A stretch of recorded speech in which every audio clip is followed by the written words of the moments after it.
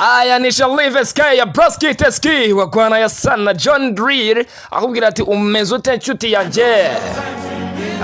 Rimwe na rimwe nzi ko bavuga ko ntacyo maze ubuzima bwawe, ariko nababara ku bwawe nshuti yanjye.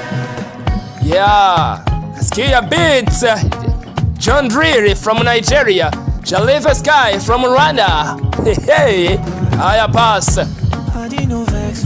Padi mazgiye utumva ijwi ryanjye, mazgiye naguhamagara, ariko nizere kumeze neza kandi ucuruza ukunguka.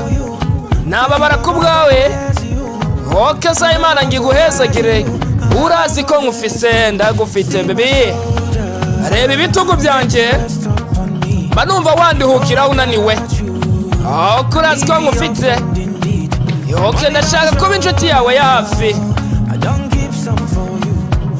Ntacyo naguhisha, buri kimwe icyo ndose kiba ari icyanjye ni icyawe nshuti yanjye.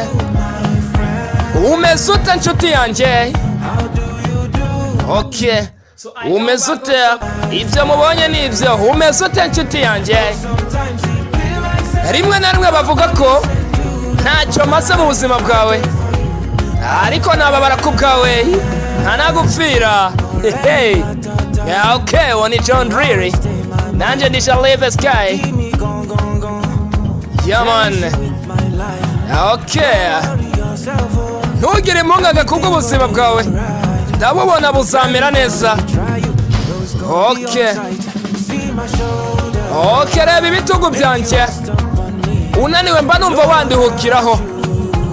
Napfa ku bwawe, nababara ku bwawe mbere inshuti. Ntacyo naguhisha.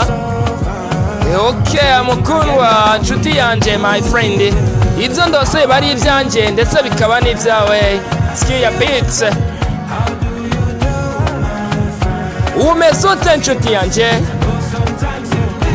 Rimwe na rimwe bavuga ko ntacyo naje kumara mu buzima bwawe, ariko nababara ku bwawe kandi abo bose barabeshya.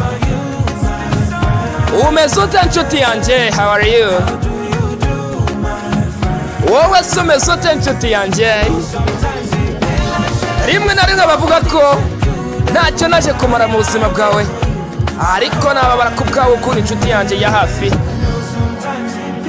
Rimwe na rimwe bavuga ko ibyo ubonye ni ibyo, ko ntacyo naje kumara mu buzima bwawe, ariko nababara ku bwawe my friend. Iyi ndirimbo nawe uyiture inshuti yawe, buri gihe umora mu ntekerezo nama nkutekereza inshuti yanjye. Inshuti zacu nawe inshuti ya Shalive Sky nama nkutekereza. Ubu ni John Drill ahubwira ati umeze ute inshuti yanjye? Mukomeze rero mga feeling neza. Bye bye. Sometimes